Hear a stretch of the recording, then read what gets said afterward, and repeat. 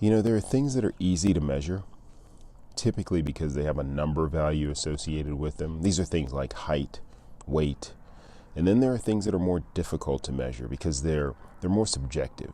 And the most applicable example here is trying to measure how we feel. Feelings are hard to measure, but they have a huge effect on our mood and our demeanor and our outlook. So as we look at what this means for our stress levels, the challenge is pretty apparent, right?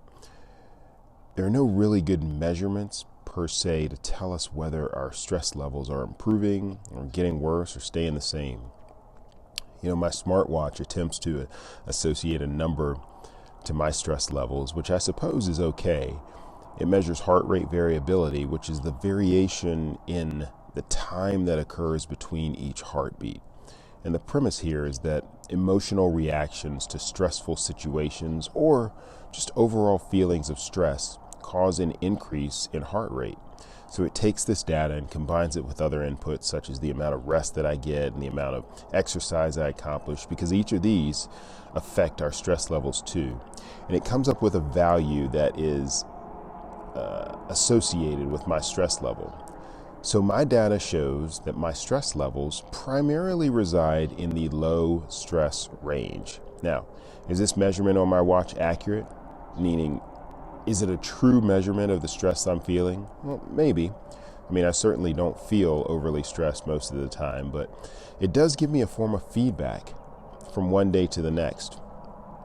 I can tell that today was better or worse than yesterday, for example. That's what measurements are. Measurements are feedback. So when you're looking at your stress levels, you can use a smartwatch device or even just self-assess how you're feeling from one day to the next. But however you choose to approach this, I encourage you to stay focused on what you're truly trying to measure. And I'll talk about why this is important in the next segment and some other approaches to measuring progress after that.